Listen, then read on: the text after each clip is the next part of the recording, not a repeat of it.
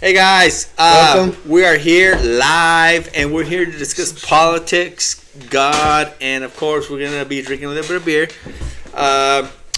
We're going to start off with politics. Trump 2024. Let's go, baby. Maybe. Vivek. Truth to power. We're going to start off with, why do you support Vivek? Go ahead, Juan. Why do I support Vivek? Yes. I feel like, first of all, let's just start off by saying that I've never been really political till maybe the past couple of years. So I've just never, even when I tried to get into politics before, it was just boring to me. Even hearing whoever it was speaking, whether it was a Republican or a Democrat or a senator or a congressman, whatever, even when I did try to listen, it wouldn't catch my attention. I just felt like, what does this have to do with me type deal? I didn't feel like it related to me, right? Until the past couple of years, I, grew up, started opening my eyes, started seeing, and started paying attention a little bit. But even then, when I would try to get into a politician, I couldn't, it was hard for me to relate to somebody. So, Vivek is the first person or candidate or whatever politician that I actually felt like he had some solid answers when I heard him talk, that I felt like I could relate to him, like he was actually for the average middle class person. So I related a lot. But more than that, I feel like he's doing a real good job of uniting people, of uniting us, not dividing us, which is what, to me, a real common thing that most politicians have. Is they're always, whether it's Democrat versus Republican or this versus that, I never felt like someone was actually trying to unite us. And I feel like Vivek is actually trying to do that. So that's, one quick summary of why. No doubt. I feel the same way about Vivek. He is doing a good job about that. He allows the people that speak against him to speak. Yep. He does a good job about that. All the time. He will allow people that yell against him, okay, what is your voice? Let me hear you out. Definitely Vivek is one of the persons that I support. He has grown over time over me. Yes, he was not always a Republican. He turned into a Republican not so long ago. He was actually a Bernie Sanders supporter, which is kind of strange to me, but yet over time he has grown in my mind. I support him more and more every day. And I don't know if he changed his mind genuinely, but it does feel genuine. Vivek does feel genuine. Like when he speaks, he does feel genuine. He does support these libertarian, these Republican, these views that we all support. It does feel genuine. I'm still a Trump supporter. I wasn't a Trump supporter in 2016 when he initially ran in the primaries, guys. And I guess we could take this time to explain the primaries. Yeah. So the primaries, basically during the primaries, you get a chance to vote whoever you want on the Republican side. To me, the primaries are more important than anything because during the primaries, you get to support Vivek, you get to support Trump, you get to support Nikki Haley, you get to support Ron DeSantis, whoever you want on the Republican side. In the Democratic side, it's a little different because you got Joe Biden and he gets that choice. Do you want to run or not? And if he says yes, then pretty much everybody's got to shut up. But on the Republican side, we get to choose on who's going to run. So, yes, to me, the primaries are more important than even the main elections. So on the primaries, I'm going to say, you need to make a difference. You need to go vote. Do you want Vivek? Do you want Trump? Do you want Nikki Haley? Do you want DeSantis? That's fine. Go vote.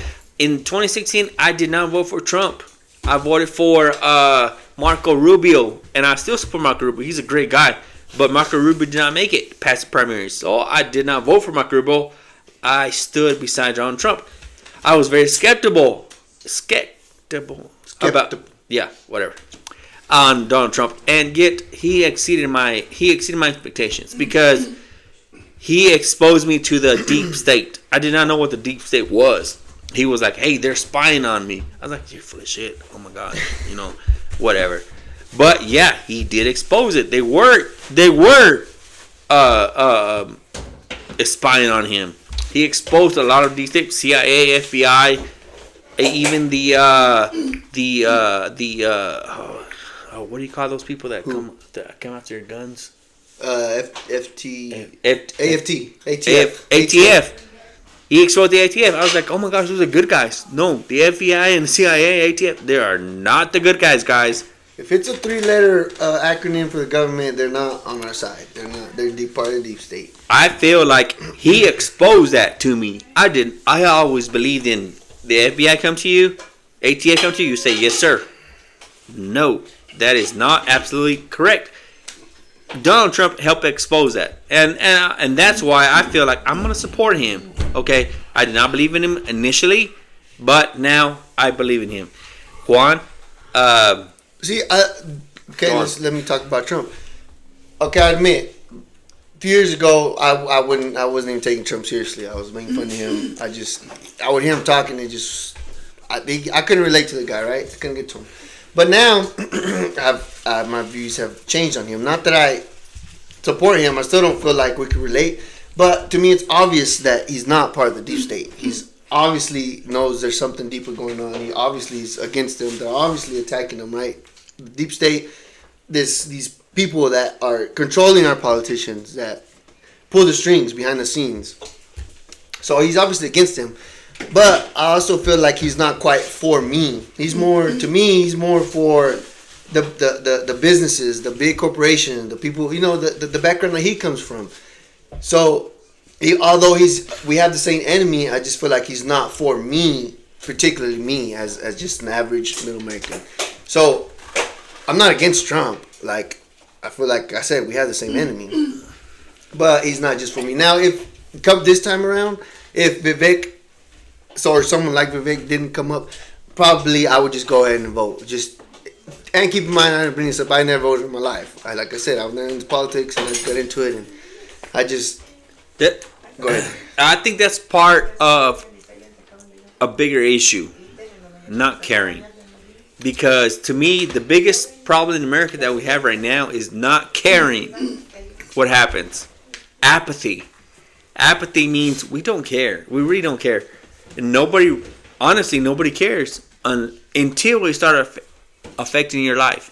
Once it starts affecting your life, then you begin to care. But as long as it doesn't affect your life, then you really don't care. Because why? Because it doesn't affect you. But we have to start earlier in that. We have to start seeing these guys, who these guys are. If we cared about who we elected, who we put in these political positions, what do they care about? What do these politicians really care about? Why would Donald Trump want to lose millions of dollars after becoming the president? He lost literally $800 million after becoming president. Why does he want to do that again? To me, that doesn't make sense. What does he care about? He's facing going to prison. He literally is facing going to prison. They're trying to put him in prison for what?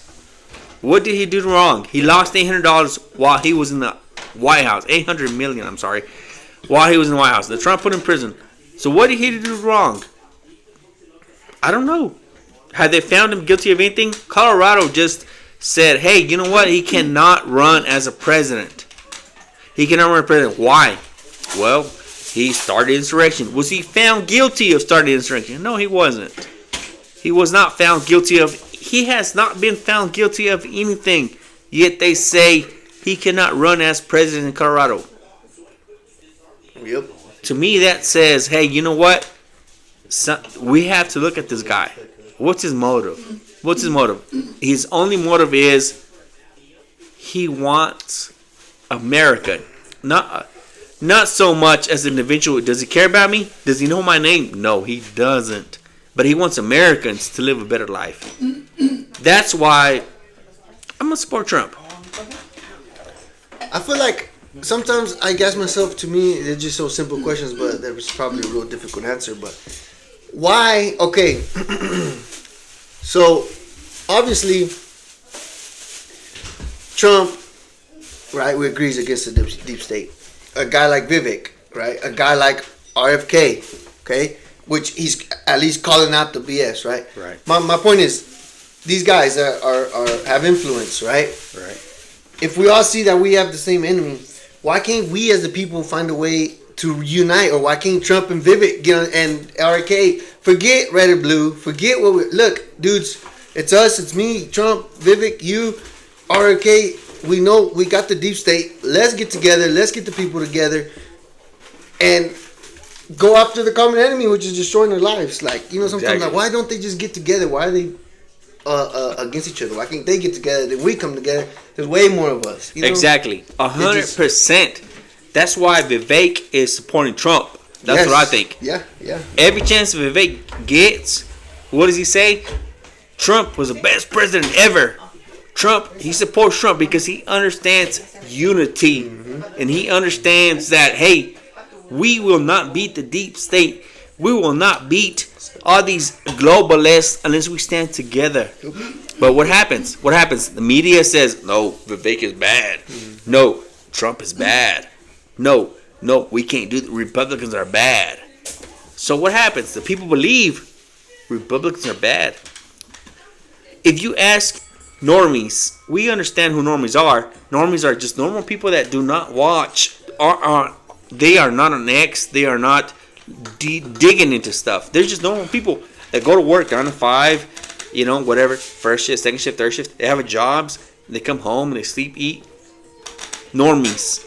They don't know who Vivek is. They don't know who anything he said. These are the normies.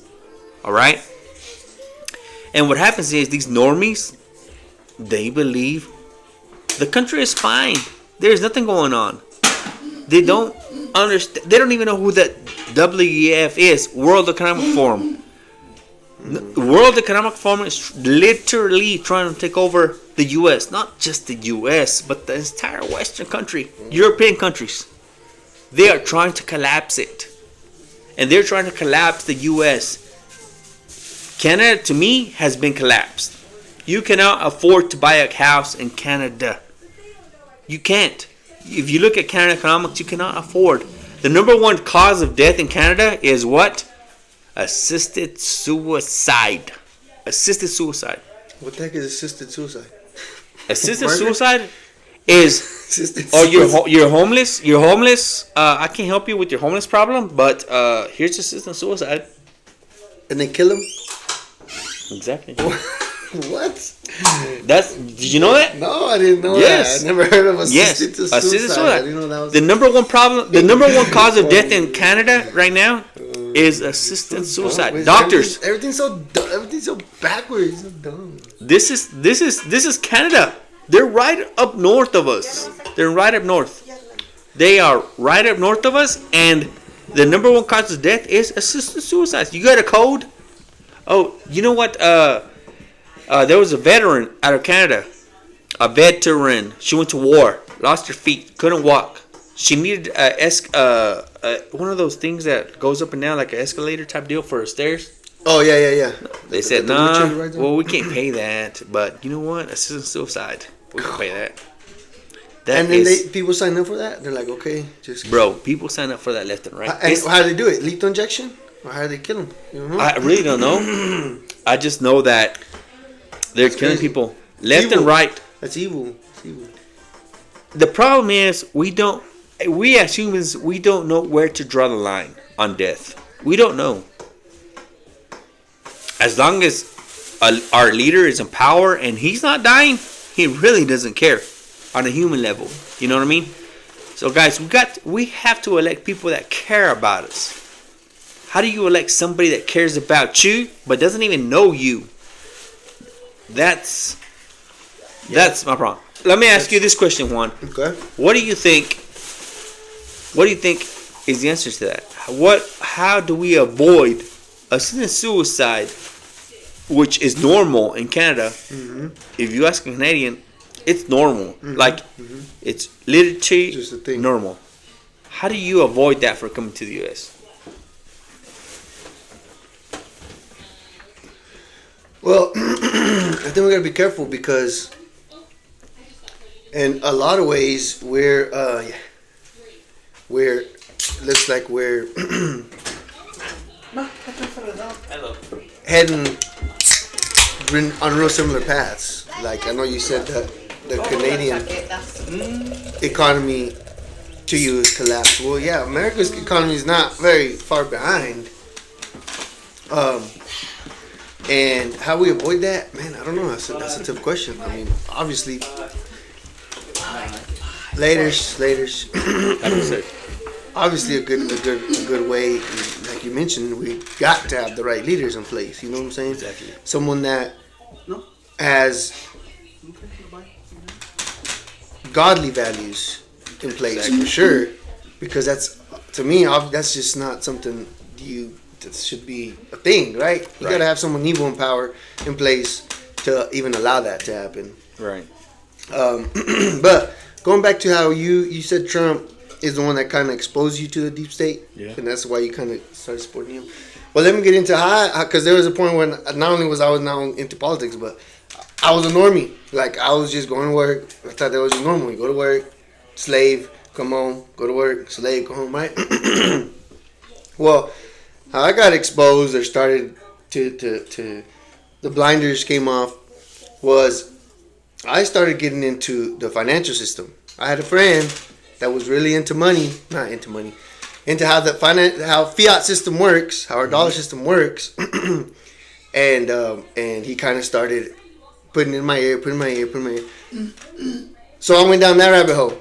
I started digging into how our financial system works, and the more I went into it, the more I was like, this thing is rigged. This thing is rigged against me. This thing, I'm getting the short end of the stick. And then I started seeing how corrupt it was, how obviously corrupt it was. Like you can't even hide it. They don't even try to hide it. They come out and just tell you, just like the WEF comes out and tells you, we want a great reset. We want this. In our financial system, it's the exact same thing. It's in our face. All you got to do is look, right? And not even very hard. So the way I got into that, the way I got exposed to the deep state was that way, to the financial system. And then they rolled into, hold on, it's not just our financial system that's corrupt. Oh, wait, Lupe. I'll wait for him to get back, so I ain't got to repeat all this.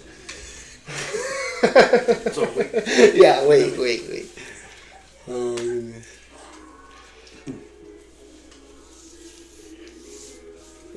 Don't worry, Dad, ahorita estamos hablando de Bitcoin. Voy. Pero, ¿desde cuántas tienes esa estación ¿Apenas esto? ¿Apenas el micrófono? ¿Es la first time? Sí, apenas como hace una semana.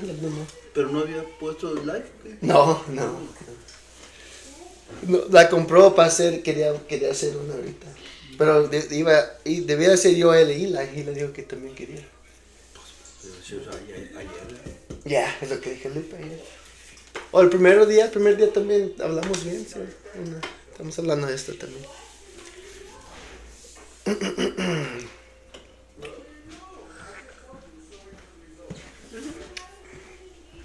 I was waiting for you. What? Oh, you stuck. Huh? Yeah, I was waiting for you. You can edit it.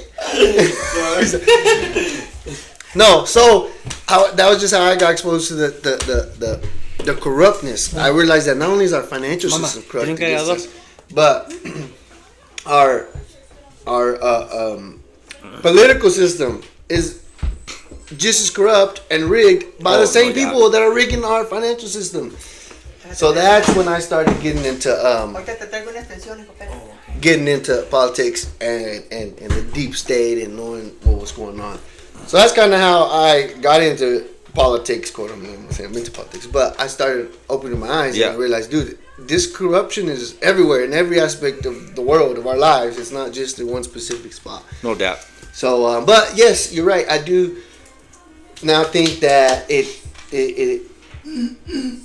can't be voting and having the right politician can't be the only thing that you're doing in your life, because that's not the thing that's going to save us. But no doubt. It is important. It is important that we at least go vote and at least have hope that, or something, that we get the right leader in place. especially when they're doing crap like they're doing to Trump, just straight up rigging it, just straight up putting who they want in there. Like, that's dangerous. We can't do that. We can't just let them have whoever they want in office. So yeah, we do have to, if voting's the way, or starting a revolution, or doing whatever we got to do, but we can't let them just pick who they want to have in power, because then we'll be a dictatorship, you know. Communism, right? No doubt. No doubt, that is absolutely correct. I don't care if you're a Democrat, if you're a Republican, guys. Once they say you can't run from office because of X, we're done. I don't know if you understand that, but we are done. All right, there is no more democracy. It's at that point, it's a communistic state. So, okay, I don't care if you hate Trump. If you don't like Trump, it doesn't matter. Once they say Trump can't run, who's the next person they don't like? Mm-hmm. And they say, hey, you can't run either. Mm-hmm. It's a lot more than just, there's a lot more at stake on the line than just who's the next president.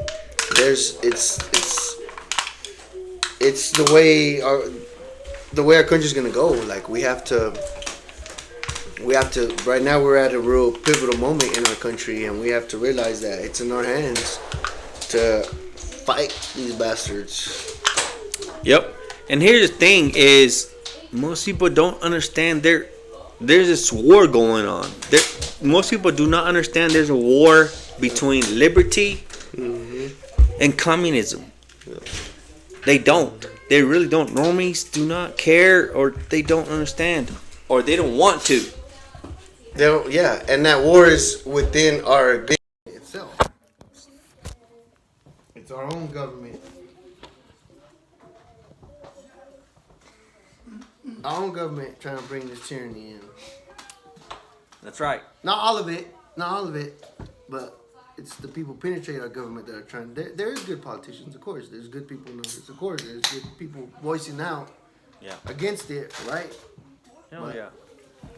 But at the same time, the bureaucrats, a lot of the people we didn't even elect are in control.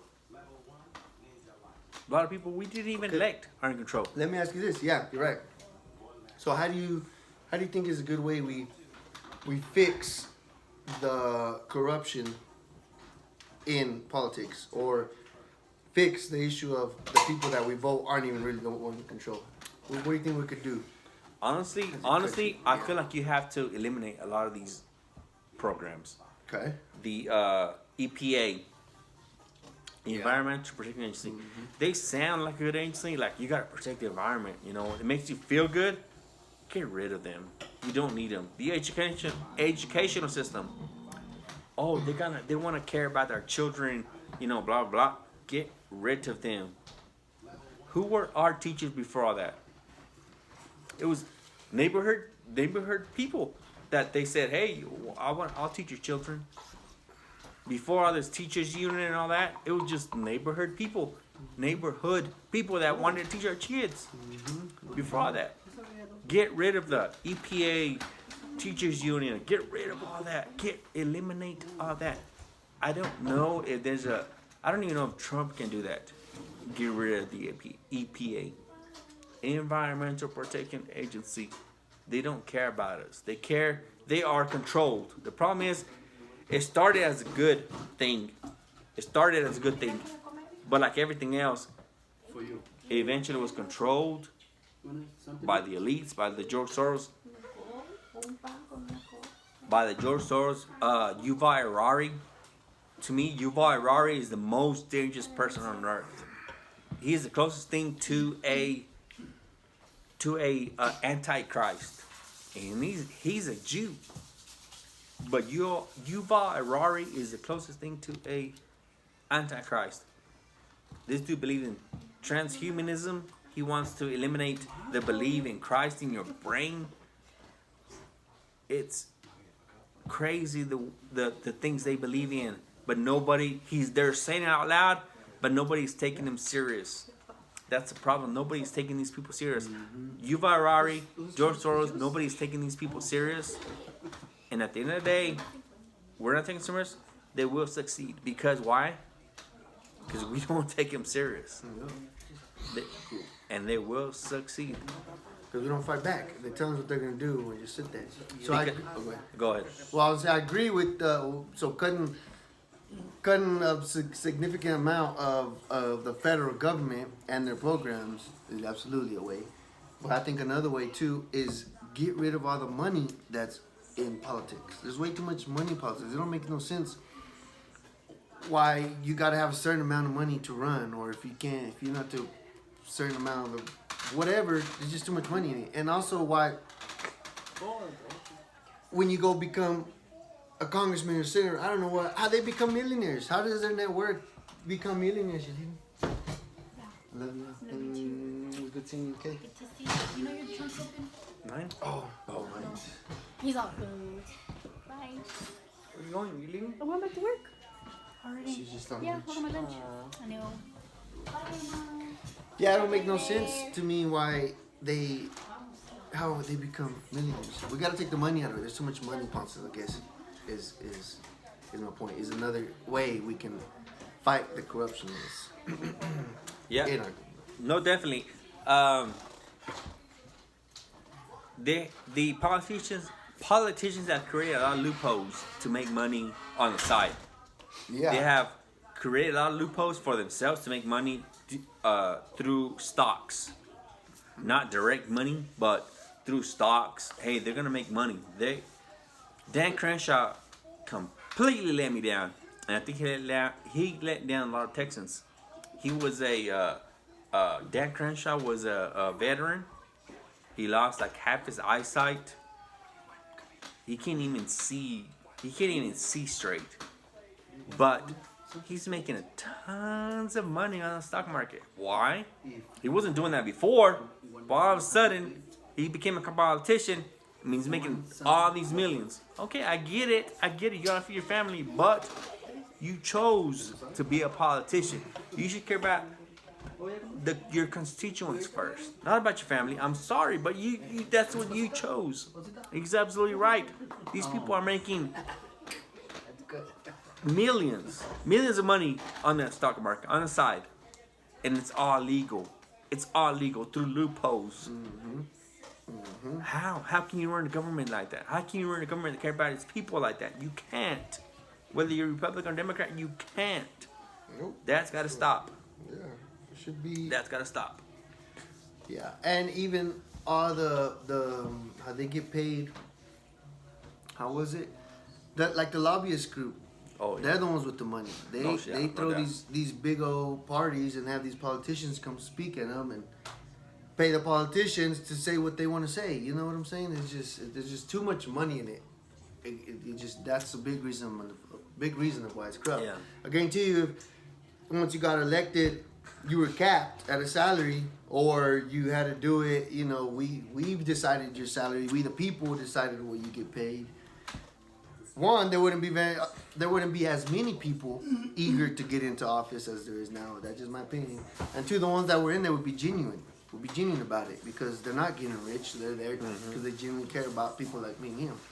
The money, just like it would to me and you, Jose. Yeah. You know, you throw $1 million at me, I have the opportunity to make $1 million. I mean, Exactly. you know, you start giving to It gets to you. right. You know, so Originally, it did start like that. Originally, the system was set up. You don't make a lot of money in politics. You shouldn't. But George Washington, you know, all these people, they did have money. They had money to start off with. But they didn't make any money in politics. Yeah. They spent money. They lost money in politics. Yeah.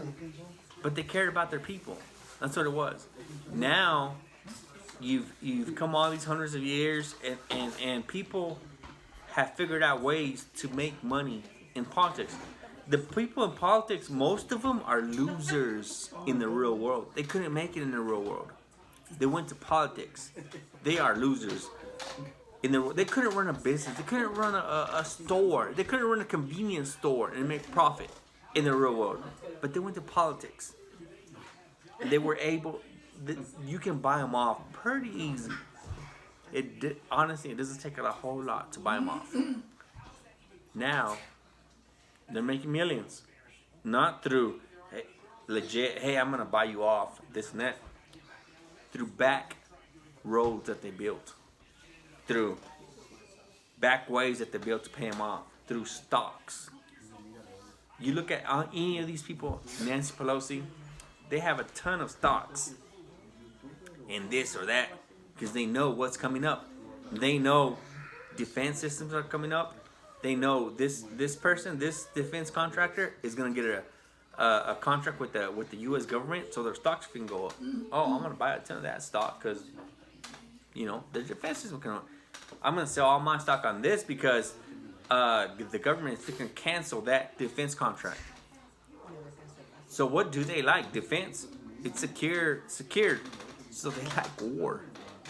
They like war because they know they can secure contracts through war. Yep, exactly right. The war is America's business is war. It's how we make money. Okay, so if we know that, if we can agree that there's too much money in politics, right? At least that's one of the issues. Okay. Well, how would we go about? How would you take the money out of politics? Why is there so much easy free money in politics? I guess is what I'm asking. What do you think? Why? Here's my thing. Why? Is because they don't care about life. Literally, they don't care. War. What is war? You kill somebody else. You literally kill somebody else. You may not know them, but you kill them. A soldier kills somebody that they don't even know. They don't even know why they're killing them. But you kill somebody. Once we have lost that respect of life, that life doesn't matter, or it doesn't matter who they are, you kill them. The other person could be a dad, could be an uncle, could be a brother, could be a son. But you have no personal relationship and that life doesn't matter. Then it doesn't matter to them. It's like, okay, let's go to war. Let's go kill these thousands of people. Well, to them it's just money. Like Exactly. They have to. Exactly. Yeah. So our forefathers, guys, they were built on Christian principles. The people that came to this country in America, they said, we're gonna go to America because we are so fed up with the king, King James. We are so fed up with King James that he made us sin. They felt that they had sinned so much they couldn't redeem themselves. They're like, you know what? We have sinned so much. When the King James Bible came out, they said, hey, we have sinned so much we had to leave. We're gonna start over fresh. And that's what they call them, pilgrims, right? These pilgrims came to the U.S. and they said, we're gonna start fresh. We're gonna build the biblical principles, and we're gonna live for God here in America. America was blessed for a long time. These people tried to live by godly principles. When you can still see the difference. If you look at the 70s, 80s, 60s, 50s, women were not dressed the same in the 50s like they are now here in America. And the only reason was that not because of laws, not because the law said you can't wear skimpy clothes on the street. It was because they feared God. And they feared the consequences. Nowadays, women wear skimpy clothes and they show, their booties and stuff like that and everything. But it's not because the laws have changed.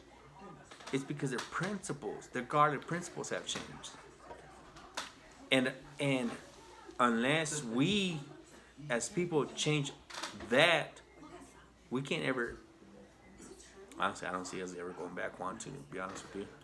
Well, I think that's man, shoot, that's $1 million question. You know what I'm saying? Like we're not gonna stay the same. We're not gonna stay the same we're at. We're either gonna get worse and we're gonna become a dictator company, or we're gonna be wise enough and strong enough and go back to being God-led nation. But I think you're absolutely right. the reason why America was so blessed and prospered so much was because we were built on a godly foundation. And God blessed us. And over the 200 years, 300 years that we've been a country, the enemy creeped in and cracked in and penetrated Right. us as a country and started changing our principles and started changing us as a nation where he won a lot of people over, right? And now we're just out against God in public. Like, it's just, as a nation, we are. So we're at a spiritual battle. We're right in the middle of a nation, of a national spiritual battle. You know what I'm saying? And I don't know. I'm real positive. I'm real hopeful. I think good always wins. But saying that, I don't know how we could might become a dictatorship before it gets better. You know what I'm saying? I don't know how bad it's going to get. No doubt. But I always think, and I think there's too many of us, too many people like me and you and Dad and Eli. Like almost everybody I know, 95% of the people I know, understand there's something wrong. Understand that as a nation we're going down. As a nation we don't look good, and we're at least on the same page there. So I know there's a lot more of us than there is them, or there's a lot of us. I think a lot of us think the same and have the same principles, right? But I just don't know how much we're willing to take, where we're gonna draw that line at to say, okay, that's enough. We're done with y'all. Start going back the other way. That's the question, I guess. Yes, no doubt. Rural areas, I think we stand a chance. For sure. Where we don't stand a chance is cities. Yep. If you look at Austin, they are so progressive. So people in Austin, here in Texas, we're supposed to be red and Republican and freedom and all that. But in Austin, like, you can pretty much file for disability for this and that. My head hurts. I'm gonna file for disability. You're gonna get free rent. You're gonna get free this, free that, free that. Great. That's awesome. That's amazing, right? But eventually, somebody's gotta pay for that. Okay, so that's again tying back to the money. Yeah. Why? Why does the state of Texas even have enough money to be paying for people's rent? Like, it shouldn't. I guarantee you, if we went something back to something like a gold standard, where the government was restricted, limited, just like the way me and you are. If I don't have the money, or I don't have the assets worth the money, Okay. I can't do it, right? So if the government, there's a reason why our forefathers tied our money to gold at the time, right? Exactly. We have to put a restraint on our government. That would fix a lot of the free money that's in politics. A lot of the free money. Here's the problem, is that democracies will vote their way into socialism. Austin didn't get that way. Austin voted that way where they're at. And Austin will keep voting themselves where they're at. Why? Because the people that are on these programs, they're on these free rent, free money. Why would they vote themselves out of that? You know what I mean? Right. So these people are going to keep voting themselves. Yes, I want free money. Yes, I want free food stamps. Yes, I want other. Dude, I know people in Austin that pay like $10 a month a rent on the where they stay. Why? Why? Because the government assistance programs. It's legit. Like, I 100% know these people. Right. No. But why would that person vote, say, no, we got to get out of these programs? Why? If they're paying $10 a month, why would they want to get out of that? It makes sense. So these people, these countries, these cities, they will start off with, yes, wow, I want food stamps. I want free rent. I don't want to work. I know people that don't want to work. So if the government's helping them, why would they vote themselves out? Right. I agree with that. I agree with that 100%. But my issue is, the problem is that the government shouldn't even have the option to be able to. They shouldn't have the option to be able. That shouldn't even be on the table. The government should not be able to pay for people's rent unless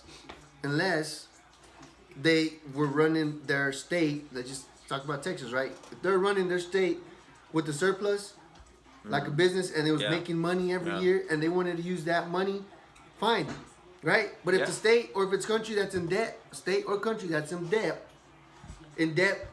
meaning they're spending more than they're making a month, or spending more than they're making a year, they should not be able to say I have these programs. How does that? It don't make no sense. How are you in debt, going into more debt every month, but yet you have money to help people that don't want to work? It shouldn't be the option. One of my points is the money in this country is broken. It's free money. It don't cost anything to make money anymore. Yeah. Literally, they push a button on a computer and they can send banks billions of dollars. They can send states, not directly, but through these lobbyists and through these programs and it trickles down to the state saying, hey, we got this money. We just got it from wherever, printed. Let's give it away. If they were restrained, if they had to run, if they didn't have that free money, the people wouldn't even be able to vote for that, because the states wouldn't be able to do that. So if we can go back to, it's not like it's impossible. It's not like we've never had solid money. It's not like it's not like America was in debt since it started. No, it knew how to run. I knew how to not be in a deficit, and it did it with solid money. It puts a restraints on these governments where they're not allowed to vote or to give the people the option to vote for them, to give them free money. So my point is that the free money that they're able to print out of nowhere, us being $33 trillion in debt, you know the difference between a million seconds is, and the difference between a billion seconds? A million seconds is 12 days. That's how long it takes. 12, 13. Check it. Somewhere around there. A billion seconds is 33 years. That's the difference between a million and a trillion. Some people it don't register how, but we're in the trillions. We're 30 trillion. 3 trillion now. We add a trillion every few months now. Like, it's money we're never. It's almost like it's almost not a big deal. It's not. People are just like, yeah, we're in debt. Like, it just Whatever, right? And we wouldn't be able to be that much in debt if we didn't have the power to just print money out of nowhere, to thin air. It's ridiculous. Yeah. If I did that, if I had a printer at home and was just printing money to go buy my groceries, I would be in jail for the rest of my life. And your kids. And my kids. And your grandkids. But yet, these fools that I don't even vote for can just do it. And that's not, they're on TV. They're just like, They don't give a shit. we have the ability to print as much as we want. Like, they're not even, I'm not even, go look it up. It's on there. If you guys don't believe us, y'all go look that stuff up. We are not BSing. You guys go look that stuff up. All right. Links in the comments below. Here's what I'm gonna tell you guys. You had the Babylonian Empire. They did not have cash, okay? They didn't have cash, but they collapsed. The Roman Empire, what happened to them? They collapsed. The Turkish, which was the Ottoman Empire, they collapsed. The Ottoman Empire collapsed. Persian Empire, which was Iran. That was called the Persian Empire. They collapsed. All these empires, which at one time controlled the world, as we knew, they all collapsed. The U.S., which has one time controlled the world, collapsed. All these empires collapsed, which is telling me that then the U.S. will one day collapse. Your once valued U.S. dollar will collapse on one day or another. It's happening right in front of our faces. Collapsing. I just read China and Saudi Arabia just said they're doing deals only in the yuan. They're not using the U.S. dollar no more. That was just today. I mean, it's happening right in front of our eyes. It's happening. But I mean, can you blame them? No. Like, can you blame these countries? Like, why would they continue to just let you devalue? It don't make no sense. Like, I don't blame them. I mean, I'm not saying I'm for China or Russia or whatever. I'm for America, but it's a smart business deal. I mean, it's dumb to keep. Tina, come on. But yeah, you're right. Every empire collapses, and I guarantee you, I don't know about every single one, but the majority of them, they collapse because of within.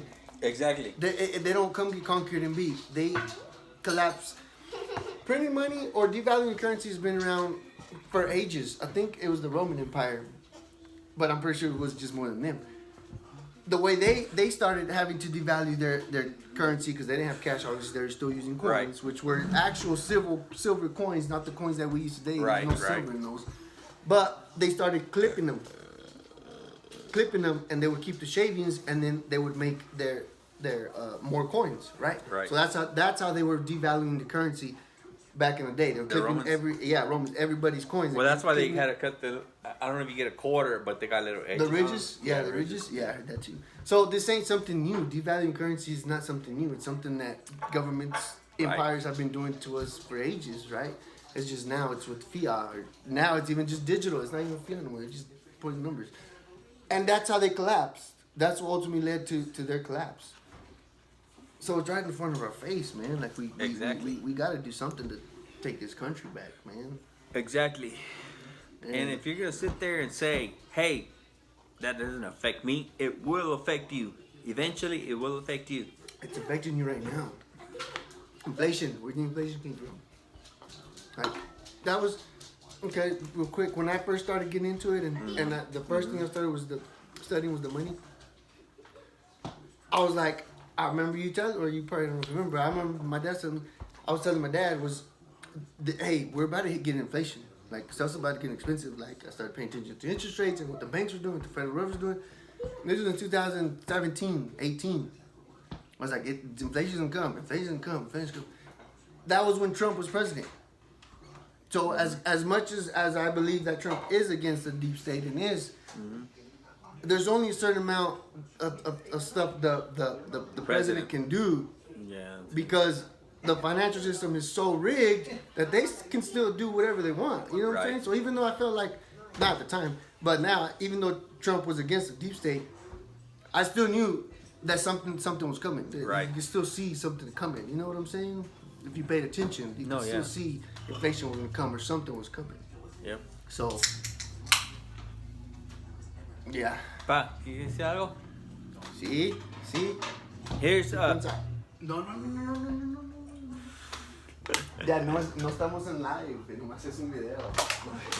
Come on, pa. Come on. Es un video. Dígalo, pa. He thought we were live. Yeah. No, it's live. Definitely, guys. You gotta pay attention to what's going on around you. Yes. Because otherwise, you're gonna pay attention when it's too late. They might come for your neighbors. They might come for the people around your block. As long as they don't come for you, you're gonna say, "Oh, I'm okay." But no, by the time they come for you, it's too late. Like they will, it's over. It's over. The Germans did not come for everybody at first. The Germans came for the educated first, because that makes sense. The smart people, get rid of them. They came for the smart people first. They took them. And then they came for the Jews. And then they came for blah. And then they came for the Christians. By the time it was all said and done, there was nobody that could stand up against the Germans, the Nazis. And that's the way they're going to do it. Is they're going to come for MAGA, Make America Great, Trump.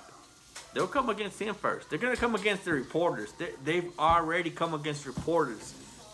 They won't come against Alex Jones. Why won't they come against Alex Jones? Because he got too much of a base. But they'll come against these little reporters. Hey, no, that's a good point though. I do feel like people with influence now are starting to speak up, starting to be heard more. You know, that are actually like Alex Jones, even though he's whatever. He's obviously a smart guy, but Elon Musk, like I like him. Just standing up for us speaking. So there's a lot of people that are coming out that do have a base, like you said. which is, I mean, a good thing to me. You know, it's one of the, and it's also it's being talked about a lot about more. Even just 3 years ago, you weren't hearing about the deep state. You know, when friends were talking about it. You weren't hearing about inflation. You weren't hearing about money printing. Like people are starting to be like, hold on, something's wrong. You know what I'm saying? They're starting to feel it at least. I honestly believe that Donald Trump woke up people to the deep state. Yeah. Because I did not believe the deep state was this deep. I knew the FBI, there's, they do whatever. But I thought they were acting in my best interest. They were acting in the U.S.'s best interest. The CIA, this war machine that the U.S. has going on, I thought they were acting in my order. They were not. This Iraq war that they built, that Bush had going on, they were not acting in my best interest. They really weren't. But I felt like Donald Trump did expose that. Yeah. You might not support Donald Trump. It doesn't matter. As long as you know that there's a war between the deep state and us. There are people that are trying to stay in control. They will do anything to stay in control. And they're against normal people, normies. We're just trying to live our lives. But these people are trying to stay in control. Because they want to control everything. They're against the middle class. If you're in the middle Exactly. class, if you're in the middle class right now, you have a target on your back. Because what they want to do is they want to absolutely destroy the middle class. They want to have a top class and a bottom class. And they want to rule over the bottom class. All right. And right now, I mean, 90% of the middle class is going to drop into that bottom class if we don't wake up and realize what's going on. So if you think you're not under attack or you think this ain't gonna affect you, you're absolutely wrong if you're in the middle class. You absolutely have a target on your back. That's what the war is. The war is against the middle class and the elites. Exactly right. They want to eliminate the middle class. Because in the U.S., most people are the middle class. Okay? You go to North Korea, you go to China, you go all these communist countries. Exactly right. Like my brother Juan said, there's the upper class and there's the poor. The poor must submit to the upper class. Here in the U.S., it's a little different. You have a middle class. Which is how America was built. The first time it had ever been done was, let's build a middle class where the people are in charge, the people have the power. Which is why America was so successful in being an awesome country, was because our middle class had the strength. And you see that deteriorating right now before our eyes. And it's deteriorating on purpose. We're being attacked on purpose. So yeah, if you're in the middle class, man, you gotta just wake up. Let's switch gear, guys. Enough about the topic. Let's switch to the war in the Middle East. Okay. Israel versus Hamas in Gaza. So Hamas attacked Israel. Israel was unprovoked. Hamas attacked them on October 7th, 2023. Hamas not only killed innocent women and children, raped women, killed innocent men. How do you feel about the response from Israel to the Hamas? The response? Yes. The response that Israel gave to Hamas. Look, I'm gonna be honest. This is a topic I don't know much about, and honestly, I don't dig into it a lot. Just I read the little bit that does come up, or that will pop up. Just because I'm real when it comes to war, I'm just real. It don't interest me. I'm like, to me, it's just. It should be peace. It should be let's find a way to find peace, right? Like it should be just. To me, when there's a war, there's always two sides of the story. There's always this can happen, that happened, whatever. So my response to the way Israel handled or reacted would be, I saw an interview which made a lot of sense to me. No, they kept No. I think it was actually Elon Musk that answered it like this. I can't remember, but his answer was, okay, so if Hamas came and bombed Israel unprovoked, right? And I say if because that's the story. That's what. But That's I've what also happened. seen, well, yeah, but I've also seen a lot of stories or read where Israel Right. had already been mistreating them for years and whatever. Sure. But okay, let's just they bombed them first, right? They started this. Okay, well, if you're me and you are not part of Hamas, but we're living in Gaza. Gaza, right? Hamas does what they do. Israel comes and retaliates and bombs and Right. they come even more power, show their power. Well, they kill our dad. Right. We have nothing to do with this war. Right. Okay, well they just killed Pa. All we care about is that these Israelites just killed our dad. Right. Well, all Israel did was now create two more dudes Oh dang, that's crazy. that are part of Hamas. Now I don't care about nothing else. These fools just bombed my dad. Now there's okay, maybe they killed a Hamas dude. They just made two more Hamas enemies. Oof. You know what I'm saying? No, yeah. And that's not my answer. That answer really stuck with me. I think it was Elon Musk answered Yeah. it like that. It wasn't Elon Musk. And yeah, probably. And then I was like, man, that's so true because up until then, like I said, I was real not. I don't want to say neutral, but just kind of indifferent. You know what I'm saying? Like, I want peace. I don't know who's right. I don't know who's wrong. Like, I just want peace. No, yeah. But after hearing that answer, I was like, man, that makes a lot of sense to me. Yeah. No, And for sure. his answer was that he was like, I don't know what the right thing to do is, right? I don't know. I don't know what the right thing to do. But you got to think about doing it that way too. No, yeah. Like that's just gonna real quick. You're gonna make a lot of more enemies or a lot of more Hamas people. Yeah, for doing no, it for that sure. way. So that's why war to me is just a real blurry line. You Yeah, know, like no, for sure. I don't know. I don't Here's know. here's the problem with that issue is that nobody knows the right answer. Yeah. Like nobody really does. Because here's what Hamas does. Hamas will shoot a rocket to Israel, but yet take Emma and hide her behind that rocket. Shoot that rocket. And expect Israel not to do anything. Why? Because there's a little girl that everybody loves. So you can't do nothing to me because here's a little girl. I'm hiding behind the little girl, Emma. Right. She's innocent, 100% innocent. So if Israel does anything, what happens? Right. Israel looks bad. For sure. You know what I mean? So Israel is between a rock and a hard spot because if Israel retaliates, they kill innocent person because Well- obviously the terrorists were hiding behind an innocent person, a child, a dad, whatever it was. But at the same time, do you keep letting that terrorist attack you from behind a school? Right. From behind a hospital? Do you Right. let that terrorist keep attacking you from innocent people? Absolutely not. So they don't. Yeah, Israel is behind a rock and a hard space.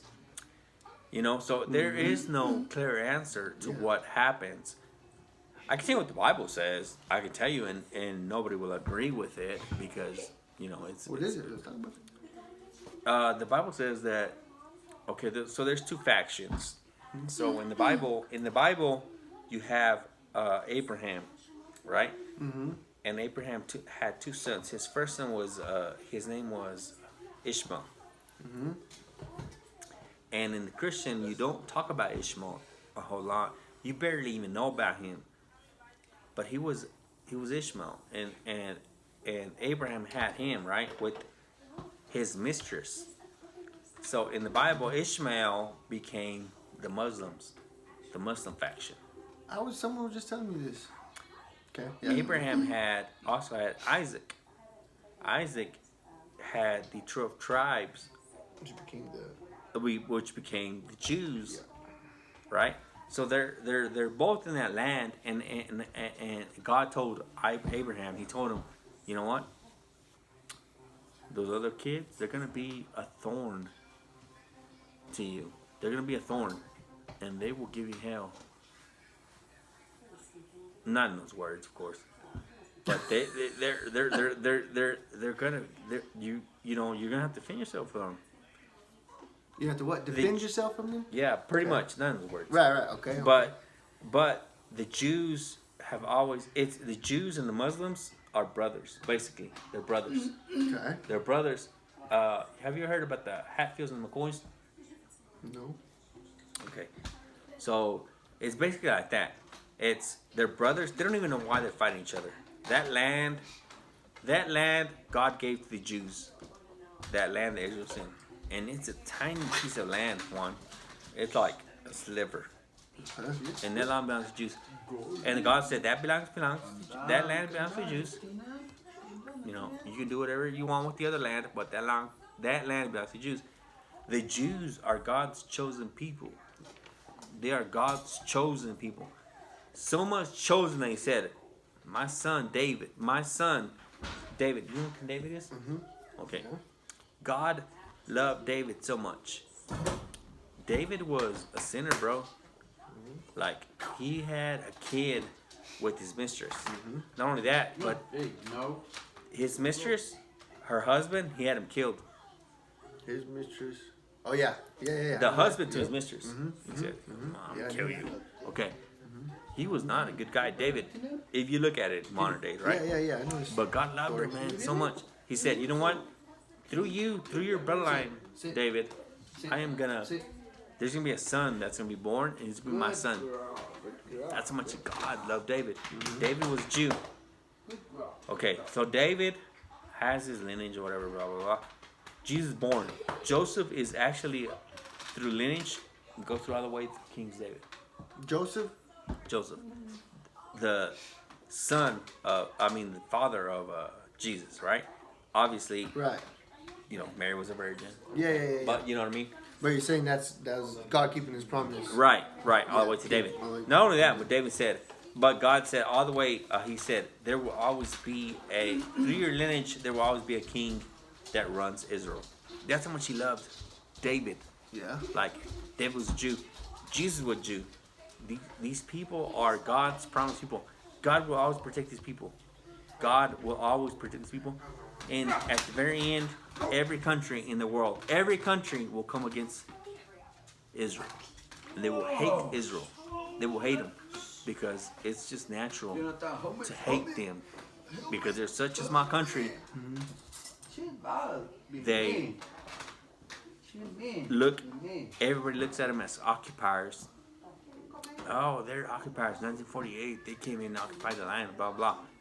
They will be hated. But at the very end, God himself will come. They don't even believe in Jesus, bro. Like the Jews. The Jews don't believe in Jesus? They don't believe in Jesus. Then how are they God's chosen people? Exactly. They don't believe in Jesus. They don't believe in Jesus because they only believe in God. In God, so they believe that God is a powerful being. How can you kill a powerful being on the cross? I got you. So they believe that God, being so powerful, cannot be killed on the cross. How? It doesn't make any sense. So they believe, oh, Jesus, he was on the cross. Well, nah, he ain't nobody. Because why? Because God is so powerful, right? They will spit on a Christian, bro. They will spit on a Christian. If you go to Israel as a Christian, you believe you're a Christian and you express yourself, you're probably going to get spit on. So do you believe that God's chosen people? I do. Do you believe? See, it's hard to say that to me because it's hard to say this Israel, this country, is God's chosen people. Yeah. Because it is. It is. Okay, well, I guess I got 2 points on that. One is, to me, it's hard to say that. To me, it's hard to say any country is God's chosen people or Israel's God's chosen people because there's still bad people in that country. No doubt. You know what I'm saying? And now you're telling me that they're Muslims don't even like Christians. Hold on. Okay, go. To that point, there's bad people in that country. Absolutely. Yuval Harari that I told you earlier, I thought he was closest to the Antichrist. Guess what he is? Jew. Exactly. From Israel. So how can you put a label on it and say God chose Israelites? I'm speaking collectively. I'm speaking collectively as people. How can you do that? Because in that collective group, there's obviously a lot of bad people. You know, I'm not speaking individual. I'm not speaking for individual people. You got individual George Soros. Do you know who George Soros is? Yeah. You know he's a Jew. I believe it. He's a Jew. You look at Hollywood. Everyone in freaking Hollywood is Jew, bro. It's crazy. You don't make you wonder? It don't make you wonder? Yes, it does. Why? Because I don't know. They're God's chosen people. at the same time, How? there are some evil people, bro. Because All God Hollywood is chose them. evil. All No, Hollywood no, is no. evil. These are God chosen people. So these are God chosen people, bro. So there are some evil people in there. You know, George Soros. That dude is freaking evil. He takes pride. He takes pride in turning over Jews to the Nazis. He's that old that he actually turned Jews over to Nazis. Yeah. He said, you know what? Yeah, I turned them over for Nazis for gold. He would turn Jews over to Nazis, and the Nazis would give him gold. And he takes pride in that. He laughs about it. Yuval Harari, he's a Jew. He's a Jew, and he's excited. He's like, yeah, you know what? The Old Testament, the God, he's a. But you know what? Collectively, the Jews, the people that don't, the people that don't believe in God. I mean, I'm sorry, they don't believe in God. They don't believe in Jesus. They really don't believe in Jesus. And why they don't believe in Jesus? Because they see him as weak. They see Jesus as weak. Think about it. Is there Jews that do believe in Jesus? Yeah. If you So see those, Paul, so those are God's chosen people. No, I'm asking you, man. No. Or you just think all Jews no. The Jews that believe in God, are? whether they believe in Jesus or not, they're God's chosen people. They're God's chosen people. Okay? But they didn't believe in Jesus. They didn't believe in Jesus. But they're trying to do good. They believe that getting to heaven is by doing good. So they have these laws that Moses wrote out. If you ever read the Old Testament and have these laws, and they have all these laws that Moses wrote out. So they believe that the only way to get to heaven is by these laws. And they're waiting for Jesus. They're actually waiting for a savior.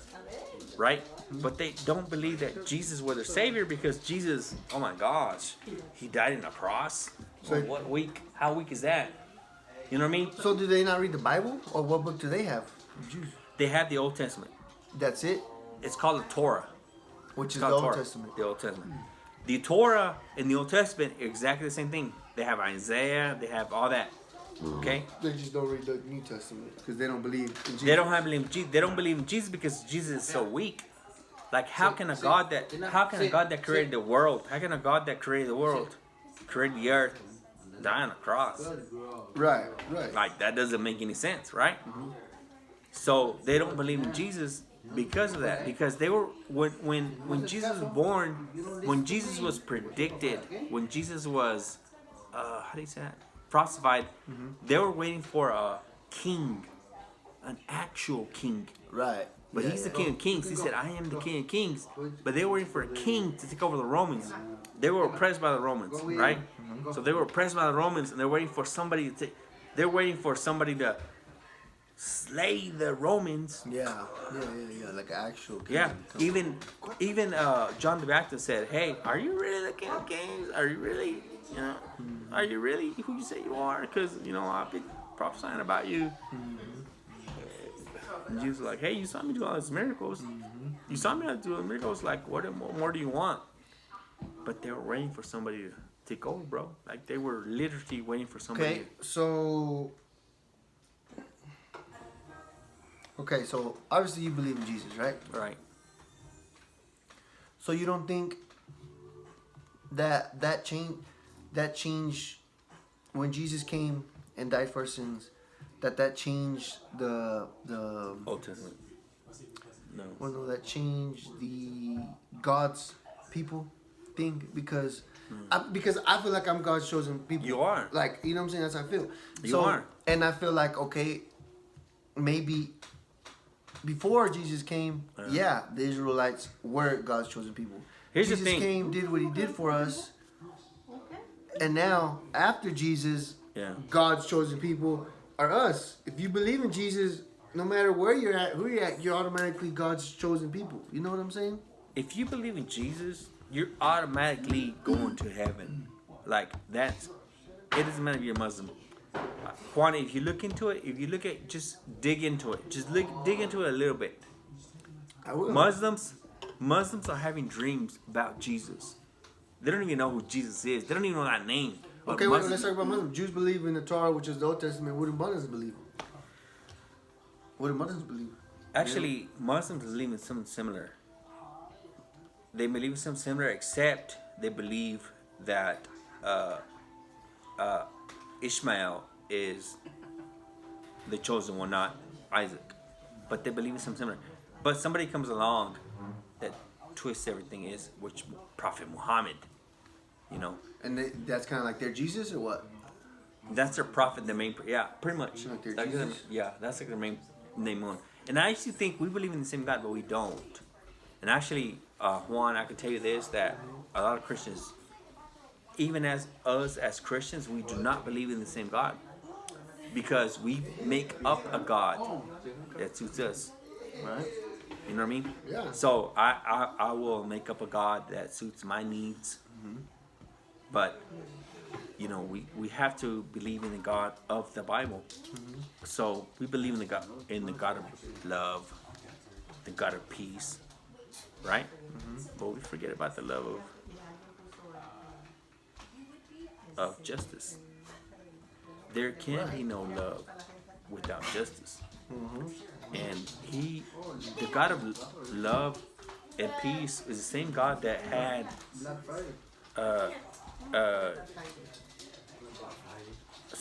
King Saul, murder all those people. He said, I need you to go kill all those people. I need you to kill them all. I need you to kill the women. I need you to kill the children. I need you to kill them all. Yeah. That's what God told him. Yeah. You know what I mean? Yeah, there's the Old Testament is full of God's wrath. You know what I'm saying? Like A lot of people believe that there's a difference between the Old Testament and the New Testament. There is no difference. God is the same.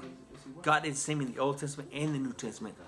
God was just revealing himself who he was on the Old and the New Testament. But God is the same in the Old and the New. There is no difference. so okay. Why are things so much different then? Why is it okay? Back then they had multiple wives. Back then it was okay to kill. Back then, you know what I'm saying? But now it's not. Now because of Jesus was what I was told. You know, now that Jesus came, they were different. Now it's a different God. Yeah, no, it's not. It's the same Or, God. I mean, it's the same God, but It's the same God. So they did ask him. They asked Jesus this. They said, "Hey, why is it okay? Was it okay to have different wives?" He said, "That was not my Father's intentions. The only reason that happened is because Moses gave in to the people. Because Moses gave in to the people, and he said, "Yeah, you can have multiple wives." But that was not my Father's intentions."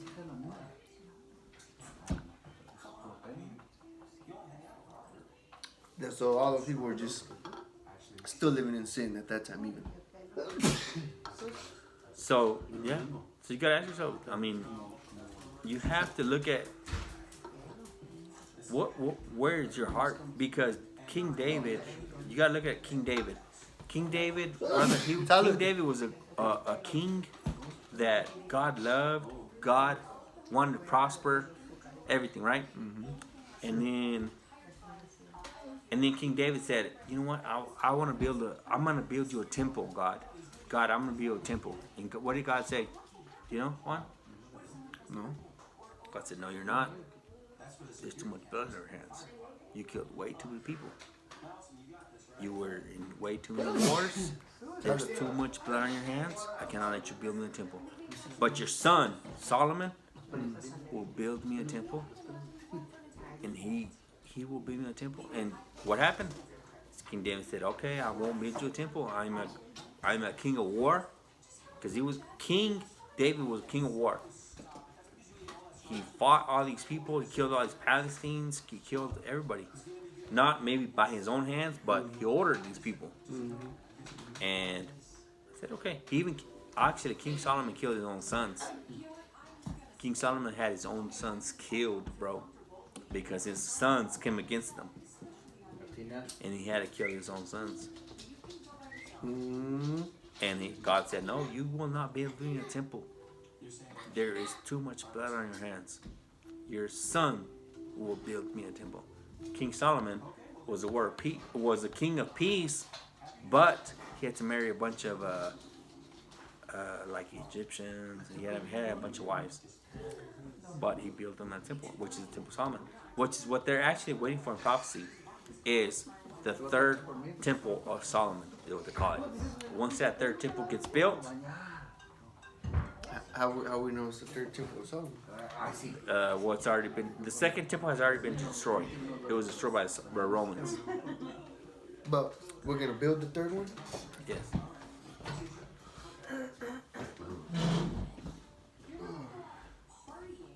Guys, let's go to a break, commercial break. Coca-Cola. Woo!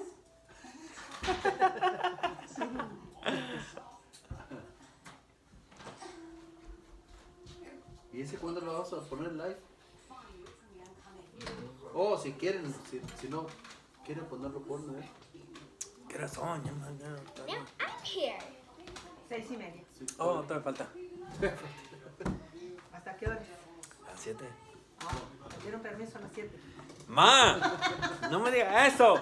¡Eso calienta!